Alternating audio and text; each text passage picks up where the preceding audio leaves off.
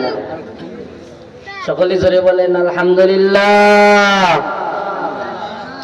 সেই দুজাহানের সরদার সৈয়দুল মুরসালিন আশরাফুল আম্বিয়া, দয়ার নবী মায়ের নবী, যেই নবীজি দুনিয়াতেও কেঁদেছেন উম্মতের জন্য, এখনো কাঁদেন মদিনাতে শুয়ে। হাসরের ময়দানে যেই দিন কেউ কাউকে চিনবে না, সেদিনও নবীজি উম্মতি বলিয়া কাঁদবেন। সেই নবীর উপর সংক্ষিপ্ত দরুদ পড়ি, সকলে বলি সাল্লাল্লাহু আলাইহি ওয়াসাল্লাম। সম্মানিত হাজিরিন, আমি সরাসরি আলোচনায় যাই। যেহেতু আমি তৃতীয় বক্তা, আমার পরে আরো দুইজন বক্তা আছে, এই জন্য ভূমিকা ছাড়াই আলোচনা যাই। আলোচনায় যাওয়ার আগেই আমি আপনাদেরকে একটি আমল দেই। ওয়াজ মাহফিল শুনে যদি কিছু আমল আমাদের মাঝে নাই আসে, কিছু শিখতে যদি নাই পারি, তাহলে ওয়াজ মাহফিল শুনে তেমন কোনো আমাদের লাভ হবে না, ঠিক কিনা বলেন?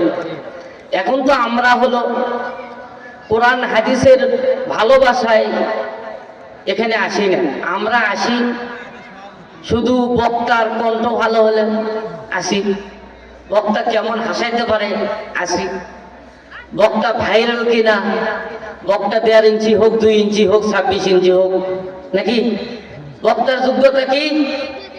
বক্তা হাফেজও লাগে না, মুফতিও নয়, মুহাদ্দিসও নয়, কিছুই নেই। বক্তার যোগ্যতা হলো 24 ইঞ্চি, 26 ইঞ্চি, এটাই যোগ্যতা। কি করে বক্তার যোগ্যতা কি? আগে আসলো মহিলা, এখন হচ্ছে পুরুষ। বক্তার যোগ্যতা কি? আগে আসলো হিন্দু, এখন হচ্ছে মুসলমান। একজন বক্তা কি হয়ে গেছে? বক্তা হয়ে গেছে। কিন্তু আমাদের এই সমস্ত ওয়াজ মাহফিলে আসতে হবে কিছু শিখার নিয়তে, আমলের নিয়তে। যে হুজুর কি বলে এটা মনোযোগ দিয়ে শুনতে হবে, আমলের নিয়তে শুনতে হবে, আবার আরেকজনের কাছে পৌঁছানোর নিয়তে শুনতে হবে, তবেই ও শোনা আমাদের জন্য সার্থক হবে। তো যাই হোক, আমি প্রথমেই একটা আমল বলি। এখানে যারা আছি সকালে বলেন তো, এশারের নামাজ আমরা পড়ছি তো? বলেন পড়ছি? আলহামদুলিল্লাহ বলেন আলহামদুলিল্লাহ। আমি একটা আমল দিই, আমলটা ধরে রাখেন। আজকের ওয়াজ শোনেন বা না শোনেন, কমসে কম যে আমলটা আমি দিচ্ছি এই আমলটা করার চেষ্টা করবেন। আমলটা হলো, আল্লাহ নবীজি বলছেন, কোন মানুষ যদি 5 ওয়াক্ত নামাজ পড়ার পরে, 5 ওয়াক্ত নামাজের ফরজ পড়ার পরে একবার আয়াতুল কুরসি পড়ে, কয়বার বলেন? একবার আয়াতুল কুরসি পাঠ করে, তো এই মানুষটা মরতে দেরি, জান্নাতে যাবে দেরি হবে না। সুবহানাল্লাহ বলেন। আমলটা সহজ না বলেন? যাদের মুখস্থ আছে আজকে থেকে আমল শুরু করে দিই, যাদের মুখস্থ নেই তো আজকে থেকে মুখস্থ করা শুরু করব। মুখস্থ হয়ে যাবে, আমলটা করা শুরু করবো, পারবো না ইনশাআল্লাহ? এবার আমি আলোচনায় যাই। আমি আপনাদের সামনে সূরা আলে ইমরানের 31 নম্বর আয়াতে কারিমা তেলাওয়াত করছি। যে আয়াতে কারিমার মধ্যে আল্লাহ রাব্বুল আলামিন সরাসরি নবীজিকে ডাক দিয়ে বলছেন, হে নবী, আপনি পৃথিবীর যত মানুষ আছে সকলকে বলে দেন, তারা কি আমি আল্লাহ তাআলাকে ভালোবাসতে চায়? তারা যদি আমি আল্লাহ তাআলাকে ভালোবাসতে চাই, তাহলে আপনি তাদেরকে বলে দেন তারা যেন আপনাকে ভালোবাসে, আপনার আদর্শ মেনে চলে, আপনাকে অনুসরণ করে চলে। যদি তারা আপনাকে ভালোবাসে, আপনার আদর্শ মেনে চলে, তাহলে আমি আল্লাহ তাআলা নিজেই তাদেরকে ভালোবাসবো। সুবহানাল্লাহ বলেন। দুইটা হাত উঠে দেখেন তো, আমরা কে কে আল্লাহর ভালোবাসা চাই? হাত উঠে দেখেন। দেখেন আল্লাহ তাআলা আমাদের সকলকে তিনার ভালোবাসা দান করুন। সকলে বলেন আমিন। তাহলে আল্লাহ তাআলার ভালোবাসা পাওয়ার মাপকাঠি কি? নবীকে ভালোবাসা। জোরে বলেন। আল্লাহকে ভালোবাসার মাপকাঠি হলো নবীকে ভালোবাসা। নবীকে যদি কেউ ভালোবাসে তাহলে আল্লাহ তাআলা নিজেই তাকে ভালোবাসবেন। সুবহানাল্লাহ বলেন। শুধু আল্লাহ তাআলা ভালোবাসবেন এটাই শেষ না, পাশাপাশি আল্লাহ তাআলা তাদের যত গুনাহ আছে সব গুনাহগুলো আল্লাহ তাআলা মাফ করে দিবেন। সুবহানাল্লাহ বলেন। তাহলে আর কি চাই? আল্লাহ যদি আমাকে ভালোবাসেন আর আল্লাহ যদি আমার জীবনের সব গুনাহ মাফ করে দেন, তাহলে কি আমাদের আর কোনো টেনশন আছে ভাই? বলেন তো, টেনশন আছে? আর কোনো টেনশন নেই, আল্লাহ নিজেই মাফ করে দিতে চাচ্ছেন। এজন্য আল্লাহ তাআলা বলছেন, কুল ইন কুনতুম তুহিব্বুনাল্লাহ ফাত্তাবিউনি ইউহিব্বুকুমুল্লাহ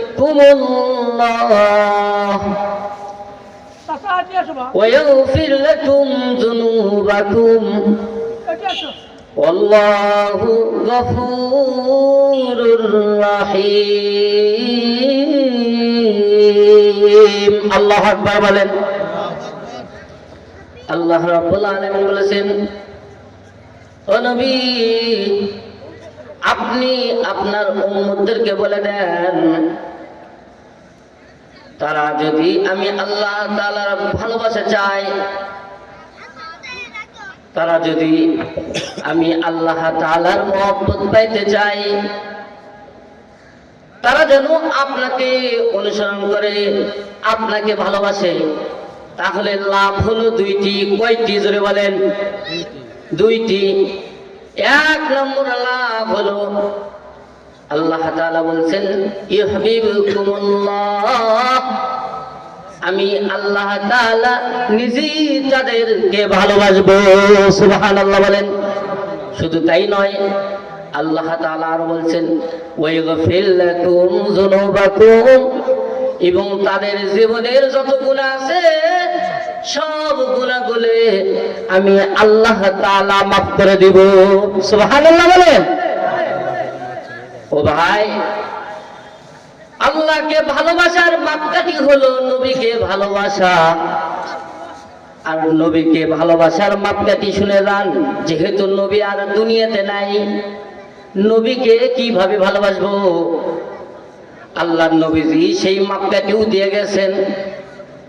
আল্লাহর নবীজি বলছেন, কালান নবিয়্যু সাল্লাল্লাহু আলাইহি ওয়াসাল্লাম, মান আহাব্বা সুন্নতি ফাকাদ আহাব্বানি ওয়া মান আহাব্বানি কানা মাই ফিল জান্নাহ। আল্লাহ তাআলা বলছেন, আল্লাহর নবীজির জবানে ঘোষণা দিয়েছেন, যেই ব্যক্তি নবীজির সুন্নতকে ভালোবাসলো সে যেন নবীকেই ভালোবাসলো। সুবহানাল্লাহ বলেন। আর যে ব্যক্তি নবীকে ভালোবাসলো সে নবীর সঙ্গে জান্নাতে থাকবে। আমরা জান্নাতে থাকতে চাই কিনা? জোরে বলেন, জোরে বলেন, সকলে বলেন, চাই কিনা? নবীর সাথে ভালোবাসা যদি থাকে তাহলে নবীর সাথে জান্নাতে থাকা যায়। নবীর প্রেম, নবীর আদর্শ আমাদের মাঝে থাকতে হবে। নবীর প্রেম, নবীর ভালোবাসা কেমন আমাদের মাঝে থাকতে হবে? সাহাবাদের জীবনী তালাশ করে দেখি, সাহাবারা নবীকে কেমন ভালোবাসতেন। কিতাবের মধ্যে আছে, হযরত যায়েদ ইবনে আবদি রব্বিহি এমন একজন সাহাবী ছিলেন, হাল চাষ করতেছিলেন। হঠাৎ করে নবীজির ইন্তিকালের খবর তার কানে যায়। নবীজি দুনিয়া থেকে বিদায় নিয়ে চলে গেছেন। এই খবর যায়েদ বিন আবদি রব্বিহির কানে চলে গেছে। এমন সময় গেছে যে সময় যায়েদ বিন আবদি রব্বিহি হাল চাষ করতেছিলেন। নবীজির খবর শোনা মাত্রই হাল চাষ বন্ধ করে দিয়ে আল্লাহ তাআলাকে ডেকে ডেকে বলেন, ও মাবুদ, আল্লাহুম্মা যহাব বাসারি হাত্তা লা আরা আহাদাম বাদা হাবিবি সাল্লাল্লাহু আলাইহি ওয়াসাল্লাম। আল্লাহ তাআলাকে ডেকে ডেকে বলে, মাবুদ, যেই চোখ দিয়ে আমি নবীজিকে দেখেছি, যেই চোখ দিয়ে নবী মুহাম্মদুর রাসূলুল্লাহ সাল্লাল্লাহু আলাইহি ওয়াসাল্লামকে দেখেছি, শুনতে পাইলাম তিনি নাকি দুনিয়া থেকে বিদায় নিয়ে চলে গেছে। মাবুদ, এই চোখ দুটা তুমি আমারে অন্ধ বানাইয়া দাও, এই চোখ দিয়ে দুনিয়ার আর কারো চেহারা দেখতে চাই না। যেই চোখ দ্বারা নবী মুহাম্মদুর রাসূলুল্লাহকে দেখেছি, আল্লাহ তাআলার কাছে দোয়া করা মাত্রই আল্লাহ তাআলা হযরতে যায়েদ বিন আবদিহির দোয়াটা কবুল করে নিয়েছে। সঙ্গে সঙ্গে আল্লাহ তাআলা হযরতে যায়েদ বিন আবদি রব্বিহির দৃষ্টি শক্তিটা বন্ধ করে দিয়েছে। আশিকে রাসূল, এটা কি আশিকে রাসূল? নবীর প্রেমে নবী দুনিয়া থেকে বিদায় নিয়ে চলে গেছে। হাই, নবী চলে গেছে, এখন কাকে দেখবো? যে চোখ দিয়ে নবীকে দেখছি, এই চোখ দিয়ে আমি দুনিয়ার আর কাউকে দেখতে চাই না। আল্লাহর কাছে দোয়া করতেছে, আল্লাহ আমার দৃষ্টি শক্তি বন্ধ করে দেন। তাহলে কত বড় আশিকে রাসূল। ও ভাই,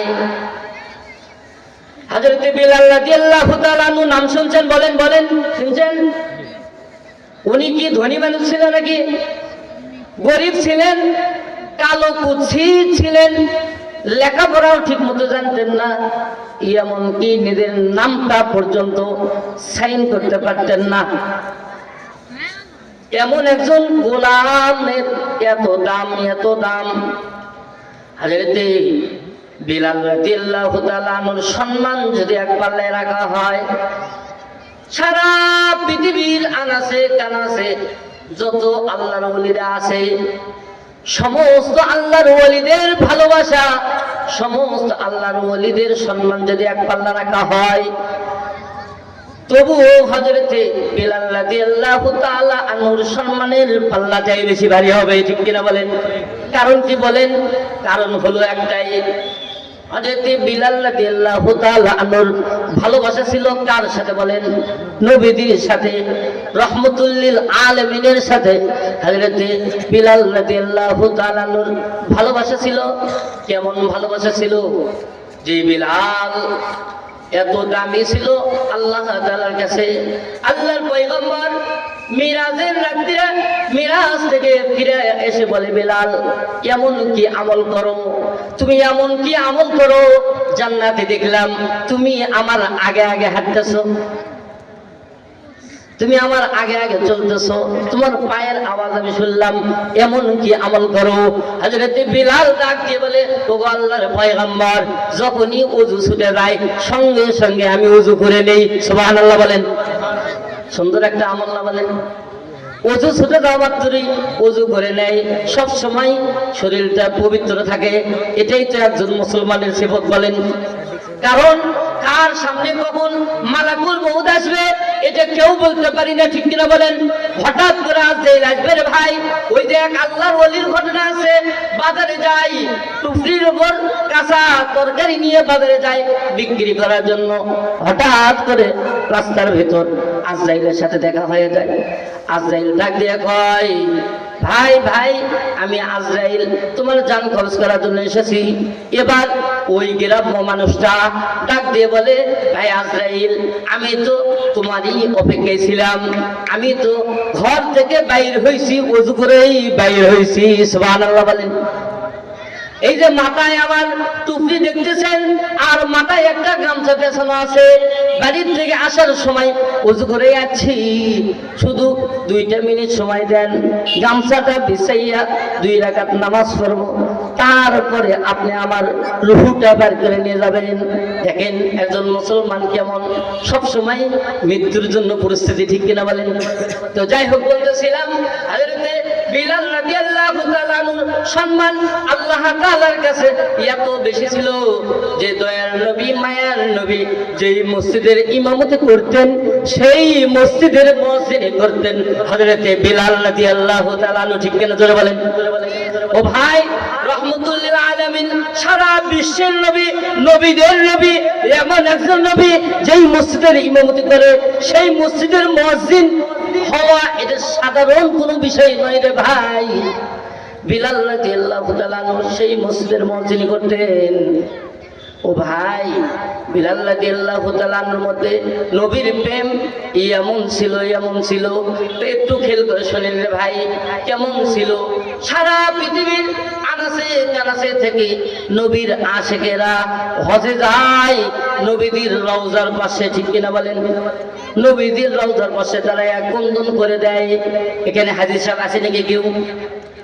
সারা পৃথিবীর আনাচে কানাচে থেকে লক্ষ লক্ষ হাজী সাহেবগণ নবীদের রওজার পাশে যান সালাম জানানোর জন্য। আর বিলাল নবীর প্রেমে পড়ে মদিনা ছেড়ে হিজরত করে দামেস্কে চলে যান। মানুষ যায় মদিনাতে, আর বিলাল মদিনা ছেড়ে দামেস্কে যায়। এটা আবার কেমন প্রেম রে ভাই?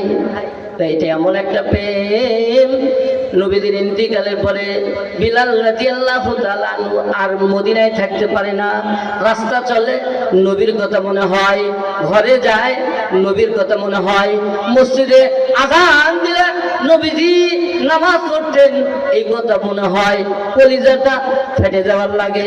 এই জন্য আর মদিনায় থাকতে চায় না।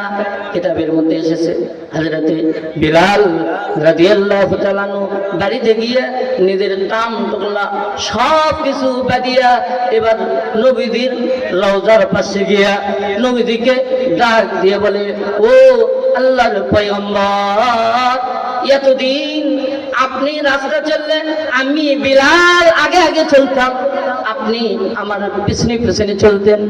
কারণ হলো আমি বিলাল রাস্তা পরিষ্কার করে দিতাম, দেখতাম কেউ কোনো রাস্তায় কাঁটা দিয়ে রাখছে নাকি। কাঁটা যদি থাকতো আগে আমার পায়ে লাগতো। ইয়া রাসূলুল্লাহ, এতদিন আমি বিলাল রাস্তায় আগে আগে চললে আপনি আমার পিছনে পিছনে চলতেন। এতদিন আমি বিলাল আজান দিলে আপনি ইমামতির মুসাল্লায় দাঁড়াইতেন। ইয়া রাসূলুল্লাহ, এখন থেকে আমি বিলাল রাস্তা চললে আপনি আমার পিছনে পিছনে চলেন না। ইয়া রাসূলুল্লাহ, এখন থেকে আমি আজান দিলে আপনি তো আমার আজানের পরে জায়নামাজের ইমামতি করেন না। আমি বিলাল আর এই মদিনায় থাকতে পারবো না, আমি চলে গেলাম। কিতাবের মধ্যে আছে হযরতে বিলাল রাদিয়াল্লাহু তাআলা দুই চোখের পানি ছেড়ে দিয়ে নবীজিকে শেষ সালাম জানাইয়া হিজরত করে দামেস্কের দিকে চলে গেলেন। এই যে চলে গেলেন, 6 মাস পর্যন্ত আর ফিরে আসে না। 6 মাস পর্যন্ত আর মদিনাতে আসে না। 6 মাস পরে দয়াল নবী মায়ের নবী স্বপ্নের জগতে বিলালকে ডাক দিয়ে বলেন, ও বিলাল, 6 মাস হয়ে যায়, আমার কথা কি একটা বার তোমার মনে পড়ে না? পৃথিবীর আনাচে কানাচে থেকে মানুষ আসে, আমার রওজা জিয়ারত করে যায়, আমার রওজায় সালাম দিয়ে যায়। বিলাল রে, আমার কথা কি তোমার একটা বার মনে পড়ে না? বিলাল, আসো আসো, আমার রওজার পাশে দাঁড়াইয়া একটু রওজাটা জিয়ারত করিয়ে যাও। রওজার পাশে দাঁড়াইয়া একটু আমার সাথে সাক্ষাৎ করে যাও। কিতাবের মধ্যে এসেছে হযরতে বিলাল রাদিয়াল্লাহু তাআলা ঘুম থেকে জাগ্রত হইয়া নবীজির প্রেমে পড়িয়া দামেস্ক থেকে দৌড়াইয়া মদিনার দিকে চলে আসেন। দীর্ঘ পথ কষ্ট করে আসে, মদিনাতে আছেন। মদিনাতে আসিয়া নবীজির রওজা মুবারক জিয়ারত করে নবীজির রওজার পাশে দাঁড়াইয়া সালাম জানায় আর বলে, ও আল্লাহর পয়গম্বর, 6 মাস পরে আমি বিলাল আপনার রওজার পাশে এসেছি, আমি আমাকে ধরে রাখতে পারতেছি না। ইয়া রাসূলুল্লাহ, আমার কলিজা ফাটিয়ে যাইতেছে। ইয়া রাসূলুল্লাহ, আপনার রওজার পাশে দাঁড়াইলেই শুধু আপনার কথা মনে পড়ে। ইয়া রাসূলুল্লাহ, আমি আপনার সাথে সাক্ষাৎ করলাম, আপনার রওজা মুবারক জিয়ারত করলাম, আমি আবার বিদায় নিয়ে দামেস্কে চলে যাব, আমি মদিনাতে থাকতে পারবো না। বিলাল রাদিয়াল্লাহু তাআলা বিদায় নিয়ে আবারও দামেস্কের দিকে যাইতে লাগে। এমন সময় মদিনাবাসীরা সকলেই বিলালকে ঘেরাও করে ধরে, বিলাল রে, দীর্ঘ 6 মাস পরে মদিনাতে আসলে আবার তুমি চলে যেতে চাও। ও বিলাল, যাওয়া যাবে না, যাওয়া যাবে না। ও বিলাল, 6 মাস পরে তুমি মদিনাতে আছো। বিলাল রে, নবীদের জামানে তুমি আজান দিতে, তোমার আজান শুনে আমরা কাঁদতাম। বিলাল, আজকে একটু আজান দাও। তুমি আজান দিলে নবীজির কথা স্মরণ করিয়া আমরা একটু কাঁদবো। বিলাল রাদিয়াল্লাহু তাআলা বলেন, না না, আমি তো আর আজান দিতে পারবো না। কারণ আমি বিলাল আজান দিলে তোমরা কি নবী মুহাম্মদুর রাসূলুল্লাহকে ইমামতির মুসাল্লায় দাঁড় করাইতে পারবে নাকি বলো? যদি না পারো তাহলে আমি বিলাল আর আজান দিতে পারবো না। আমি বিলাল রাস্তা চললে নবীজি আমার পিছনে পিছনে চলতেন। আমি আজান দিলে নবীজি ইমামতি করতেন। যেই আজানের পরে নবী মুহাম্মদুর রাসূলুল্লাহ ইমামতি করবে না, ওই আজান আর আমি বিলাল দিতে পারবো না। বিলাল রাদিয়াল্লাহু তাআলা যখন আজান দিতে রাজি হয় নাই, লোকজনেরা সকলেই দেখলো যে না না, কাজ হবে না, বিলাল আমাদের কথা শুনবে না। এবার সকলেই দৌড় দিয়েছে হাসান হুসাইনের কাছে। বলেন কার কাছে? জোরে বলেন। সকলে দৌড় দিয়েছে হাসান হুসাইনের কাছে। দেখা যাক, আমরা তো বিলালকে আজান দিতে বলতেছি, বিলাল তো আজান দেয় না। হাসান হুসাইন যদি বলে বিলালকে আজান দিতে, তাহলে বিলাল অবশ্যই আজান দেবে, ঠিক কিনা বলেন? এবার সকলে দৌড় দিয়েছে হাসান হুসাইনের কাছে। সকলে গিয়ে বলে, ও হাসান হুসাইন, তোমরা একটু বিলালকে বলো, বিলাল আজান দিবে।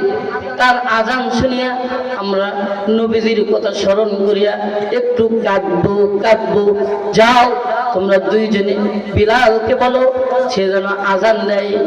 কিতাবের মধ্যে আছে হযরতে হাসান ও হুসাইন দুইজনে দৌড়িয়ে আসিয়া বিলাল রাদিয়াল্লাহু তাআলা আনহুকে ডাক দিয়ে বলে, চাচা গো, ও চাচা, আপনি এতদিন কই গিয়েছিলেন? কোথায় গিয়েছিলেন? 6 মাস হয়ে যায়, আমাদের কথা কি একটা বার আপনার মনে পড়ে নাই? চাচা গো, আপনি একটু আজান দেন, আজান দেন। আপনার আজান শুনিয়া আমরা একটু কাঁদবো। হযরত বিলাল রাদিয়াল্লাহু তাআলা আনহুকে যখন আজান দেওয়ার জন্য অনুরোধ করছেন, এবার হযরত বিলাল রাদিয়াল্লাহু তাআলা মনে মনে ভাবতেছেন, এখন তো আজান দিতেই হবে। কারণ হাসান হুসাইন হলো নবীজির কলিজার টুকরা। হাসান হুসাইন যদি কষ্ট পায়, তাহলে নবীজিও কষ্ট পাবে, ঠিক কিনা বলেন? নবীজিও কষ্ট পাবে। যেহেতু নবীজির কলিজার টুকরারা আজান দেওয়ার কথা বলতেছে, এখন তো আজান দিতেই হবে, কিতাবের মধ্যে আছে। এবার বিলাল রাদিয়াল্লাহু তাআলা আজান দেওয়া শুরু করছে। আল্লাহু আকবার, আল্লাহু আকবার, আশহাদু আল্লা ইলাহা ইল্লাল্লাহ, আশহাদু আন্না মুহাম্মাদুর রাসূলুল্লাহ, হাইয়া আলাস সালাহ, হাইয়া আলাল ফালাহ বলে যখন আজান দেওয়া শুরু করছে, বিলাল রাদিয়াল্লাহু তাআলা আজানের আওয়াজ যত দূর পর্যন্ত গিয়েছে, তত দূর থেকে মদিনার আনাচে কানাচে থেকে মহিলারা এবং পুরুষেরা সকলে কান্না করতে করতে মসজিদে নববীর দিকে ছুটে এসেছে। আল্লাহু আকবার বলে, আরো জোরে বলে আল্লাহু আকবার। মুসলমানদের বড় হাতিয়ার হলো আল্লাহু আকবার, ঠিক কিনা বলেন? মুসলমান আল্লাহু আকবারের আওয়াজ দেবে, নাস্তিক মুরতাদের কলিজা কম্পন সৃষ্টি হয়ে যাবে, ঠিক কিনা বলেন? মুসলমানদের কাছে অস্ত্র নাই, কিন্তু ঈমানের আওয়াজ আছে, আল্লাহু আকবারের অস্ত্র আছে, ঠিক কিনা বলেন? মুসলমান গৌর গোবিন্দর তত্ত্বে সবকিছু তছনছ করেছে, তার সিংহাসন তছনছ করছে, একমাত্র আল্লাহু আকবারের আওয়াজ দেয়। কিসের বলেন? এই যে নাস্তিক মুরতাদদের যে অন্তরে ভয় হয়, এটা কখন? যখন মুসলমানেরা আল্লাহু আকবারের আওয়াজ দেয়, তখনই তো তাদের অন্তরে ভূমিকম্প শুরু হয়, নাকি?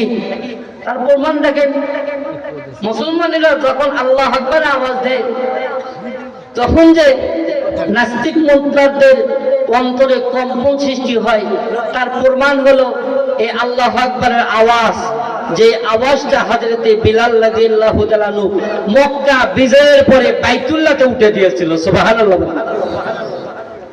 দেখেন, মক্কা নবীজি বিজয় করলেন, 14,000 সাহাবাদেরকে নিয়ে এসে মক্কা বিজয় হওয়ার পরে এবার আল্লাহর পয়গম্বর সাহাবাদেরকে ডাক দিয়ে বলে, তোমরা কে কোথায় আসো, আমার কাছে আসো, পরামর্শ করব। একটা জরুরি পরামর্শ আছে। মক্কা বিজয় হয়েছে, আজকে আজান দিতে হবে। আজানটা, এই ফতেহ মক্কার আজানটা কে দিবে?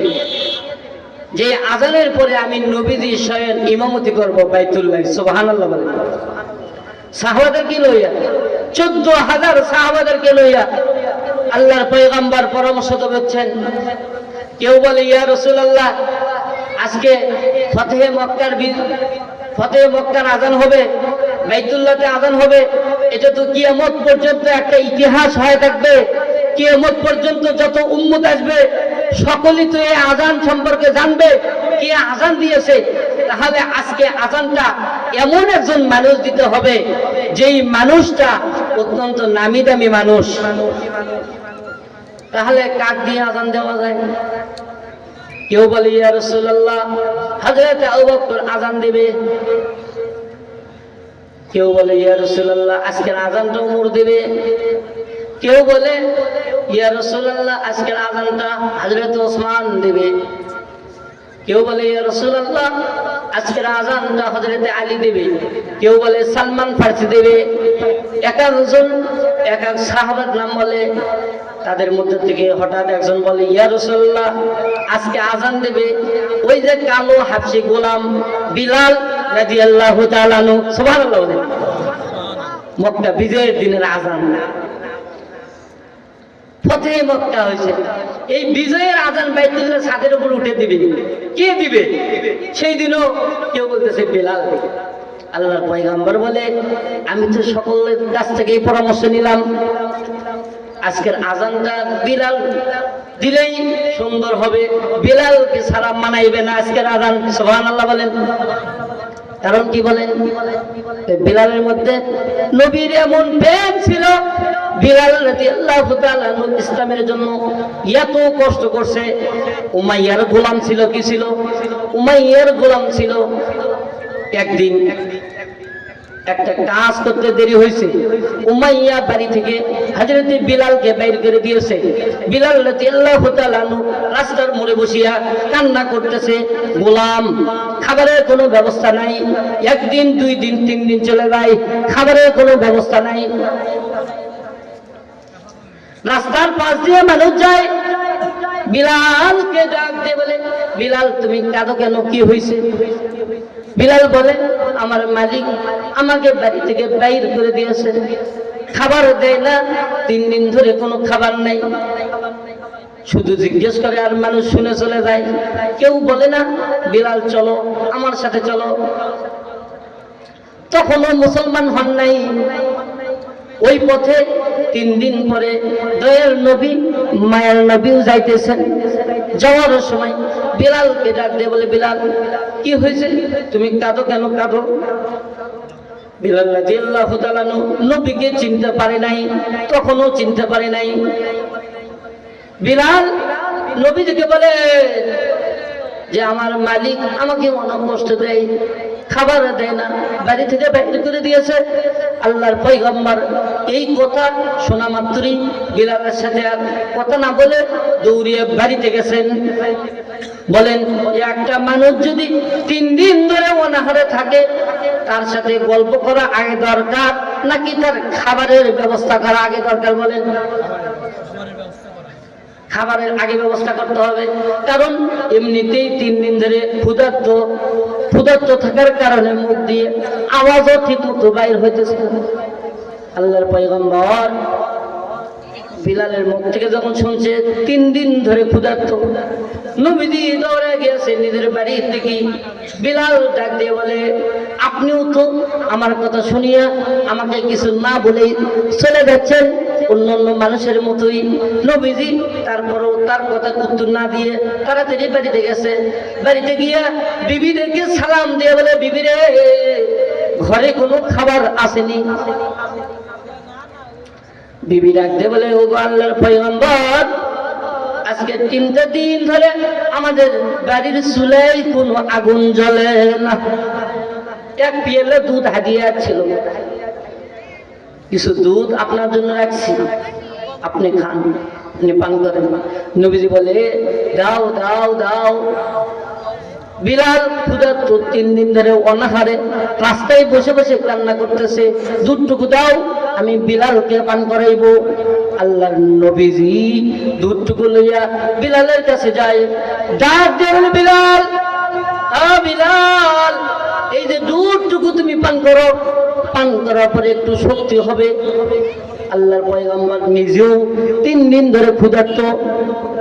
বিবি ডাক দিয়ে বলে, নবী গো, আপনিও তো 3 দিন ধরে ক্ষুধার্ত, আপনি নিজেও তো ক্ষুধার্ত, আপনি পান করেন। নবীজি বলে, না না, আমার আগে বিলালকে পান করানো দরকার। আল্লাহর পয়গম্বর সামান্য দুধটুকু লইয়া বিলালকে পান করাইছে। বিলালকে পান করানোর পরে বিলালের মাথায় হাত দিয়ে রাখে। বিলালের মালিক উমাইয়া বিলালের মাথার চুল ধরে টেনে টেনে রক্ত বের করে ফেলাইছে।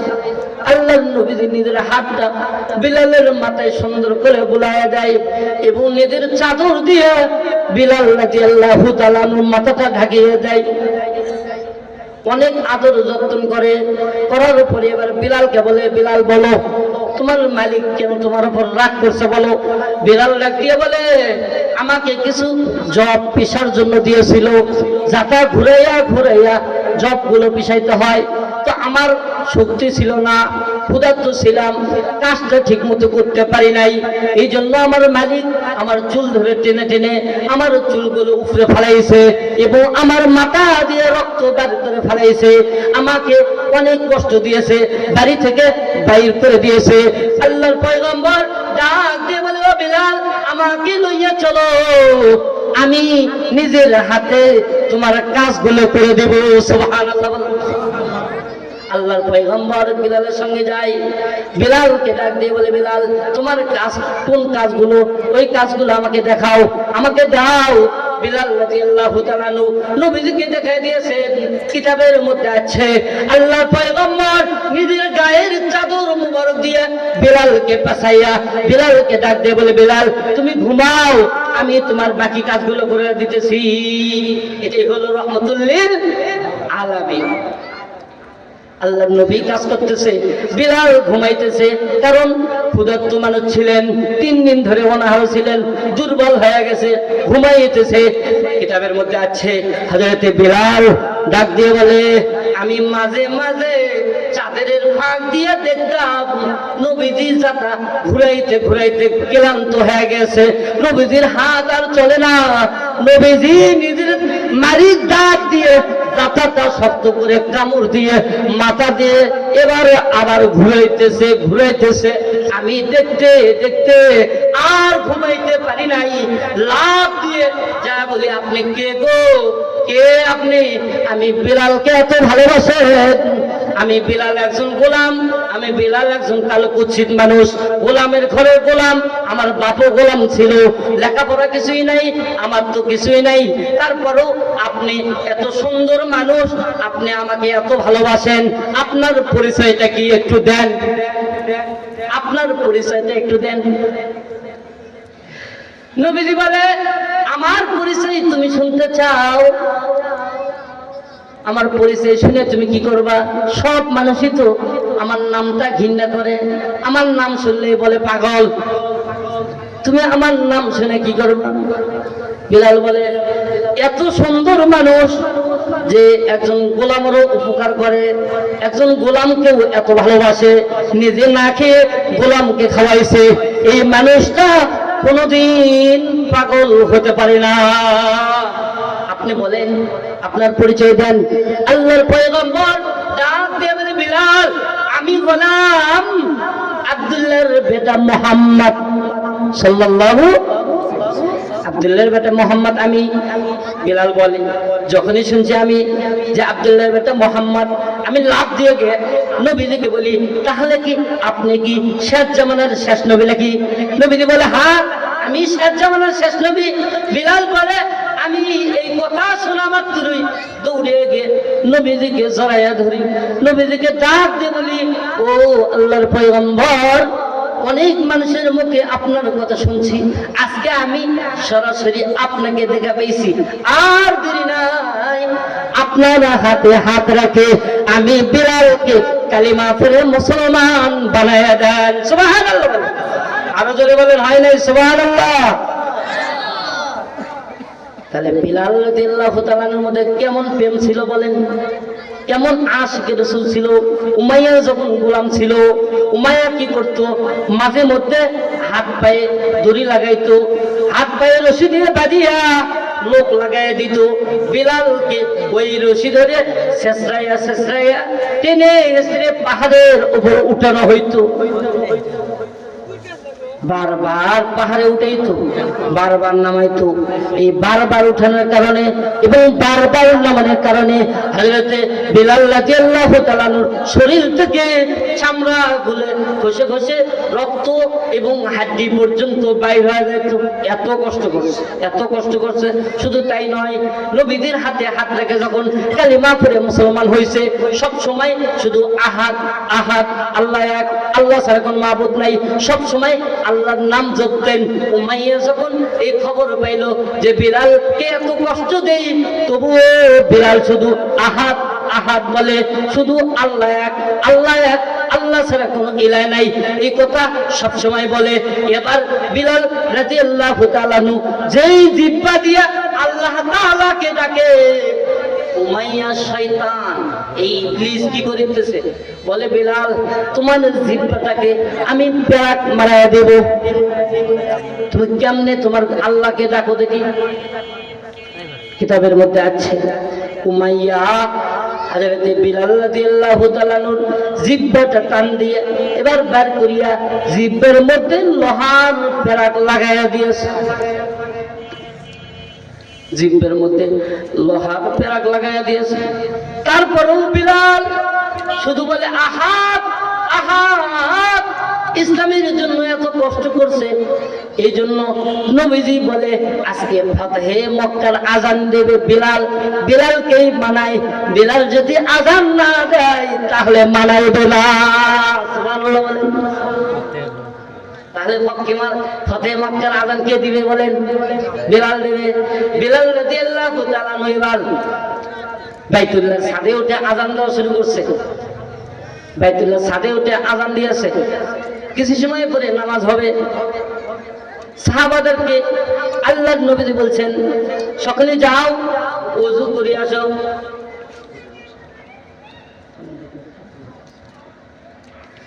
সকলে যাও ওযু করে আসো, নামাজ হবে। তো ওযু করতে গিয়ে একজন আর একজনের সাথে শুধু কানা ঘোষা করে, বলা বলি করে যে আজকে ফতেহ মক্কার দিন, আজকে মক্কা বিজয় হয়েছে, আজকে একটা খুশির দিন, বড় একটা আনন্দের দিন। এই দিনে আল্লাহর নবী এমন একজন গোলামের সন্তান গোলামকে দিয়ে আজান দেওয়ালো, এটা তো বড়ই লজ্জার কথা। থাকে না কিছু মুনাফিক, থাকে কিনা বলেন? আপনাদের এলাকায় মনে হয় নাই, অন্য জায়গায় আছে। কি করে? হুজুরকে হুজুর আপনাকে আমি সেই ভালোবাসি। কি করে? ইমাম সাহেবের কাছে দেখা, হুজুর আপনাকে আমি সেই ভালোবাসি, কলিজে দিয়ে ভালোবাসি। আবার এমনি আসে কয় দেখতেই মন চায়। মানে সামনাসামনি অনেক কিছু, আবার পিছনে সমালোচনার ঢল আছে না নাই? এরকম মানুষ আছে না? পিছনে এতই সমালোচনা করে, মুনাফিকের লক্ষণ। এটা কিসের বলে? ওয়াইযা লাকুল্লাযীনা আমানু ক্বালু আমান্না ওয়াইযা খালাউ ইলা শায়াতিনিহিম বুঝলেন নাই? যখন এরা ইমানদারের সাথে মিলে, ভালো মানুষের সাথে মিলে, কলু আমান্না, বলে আমরা তোমাদের সাথেই আছি।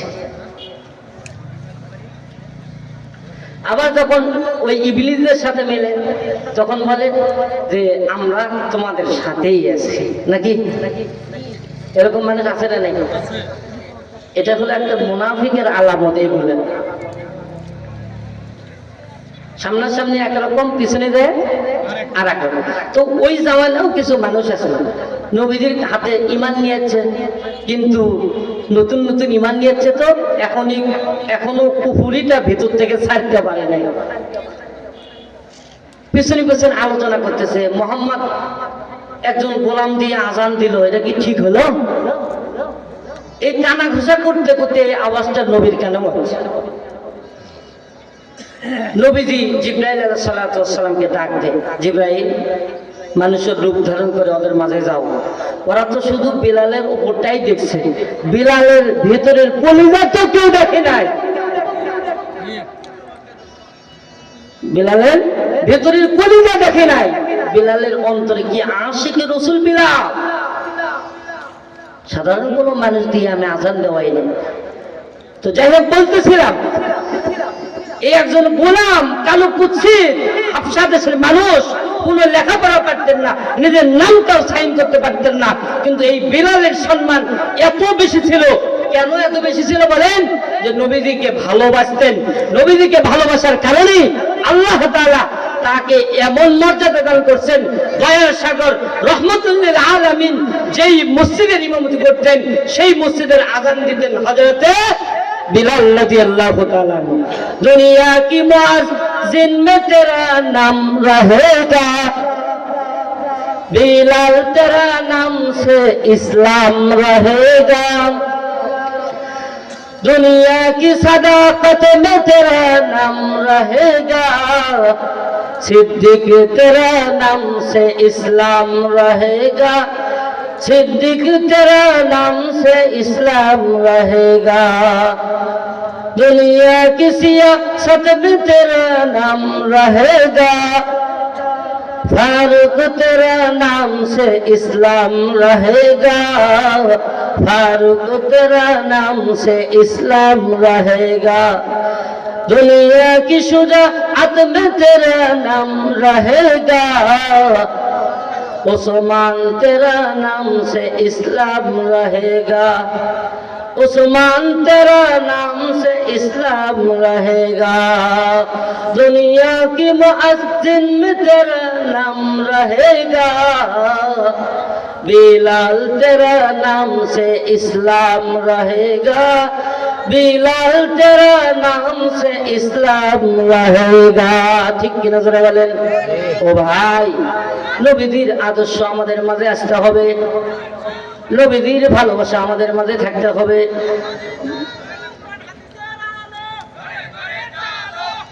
দ্বিতীয় বক্তার আগমন, আরো জোরে বলেন, দ্বিতীয় বক্তার আগমন, দ্বিতীয় বক্তার আগমন, শুভেচ্ছা, স্বাগত। লিল্লাহি তাকবীর, লিল্লাহি তাকবীর। একটু খেয়াল করেন, দ্বিতীয় মেহমান চলে যাচ্ছে, দ্বিতীয় মেহমান আলোচনা করবে। আমি আপনাদের সামনে সংক্ষিপ্ত কিছু আলোচনা করলাম, যে হাদিসটা আপনাদের সামনে তেলাওয়াত করেছি, হাদিসের আলোচনা এখনো আমি করতে পারি নাই। তো যাই হোক, সংক্ষিপ্ত কিছু আলোচনা করলাম। নবীদের প্রেম, নবীদের ভালোবাসা, নবীদের আদর্শ আমাদের মাঝে থাকতে হবে। কারণ আল্লাহর নবীজি, একটু খেয়াল করেন, এই মাসটা এমন একটা মাস, এই মাসটা এমন একটা মাস যে মাসে সবচেয়ে বড় উল্লেখযোগ্য ঘটনা হলো মেরাজের মাস। কিসের মাস বলেন? মেরাজের মাস। তো অত্যন্ত দামি একটা মাস, অত্যন্ত সম্মানী একটা মাস। এই মাসে এবং এর পরের মাসে নবীজি একটা আমল শিখেছে। আমলটা আমি বলে শেষ করে দিই। আমলটা আমি পড়ি, আমার সাথে আপনারা পড়েন। সকলে বলেন, আল্লাহুম্মা বারিক লানা ফি রজাবা ওয়া শাবান ওয়া বাল্লিগনা রমাদান। এই দোয়াটা যারা পারি তারা সবসময় বেশি বেশি পড়বো। যারা পারি না, ইমাম সাহেব হুজুর আছে আশেপাশে, হুজুরেরা আছে, তাদের থেকে লিখে নিয়ে হলেও শিখবো। কারণ দোয়াটা পড়লে আল্লাহ তাআলা আমাদের রজব এবং শাবান মাসে বরকত দেবে, হায়াতের মধ্যে বরকত দেবে, রিজিকের মধ্যে বরকত দেবে, কামাই কাজের মধ্যে বরকত দেবে, এবং রমজান পর্যন্ত আল্লাহ তাআলা হায়াত বাড়ায় দেবে। সুবহানাল্লাহ বলুন। যতটুকু কথা বললাম আল্লাহ তাআলা বলনেওয়ালা শুননেওয়ালা সকলকে এই কথাগুলো আমল করার তৌফিক দান করে সকলে বলেন আমিন। আমার পরিচয় হলো, আমার নাম হাফেজ মাওলানা মোহাম্মদ নুরুল ইসলাম। আমার বাড়ি হলো মিল্কিপুর, শিখগঞ্জ থানা। বর্তমান আমি চক্কাগাইল হাফেজি মাদ্রাসা নায়েবে মুহতামিম মোকামতলার খতিব রনিতালে পাম্পে আছি। তো দোয়া করবেন মাঝে মাঝে ইসলামের যেন খেদমত করতে পারি। এই হিসেবে আপনারা যখনই স্মরণ করবেন আমরা আসবো ইনশাল্লাহ। কেউ যদি আমার নাম্বার নিতে চান তো আমি নাম্বারটা বলে দিই, একটু নাম্বারটা নেবেন। নাম্বার হলো 01785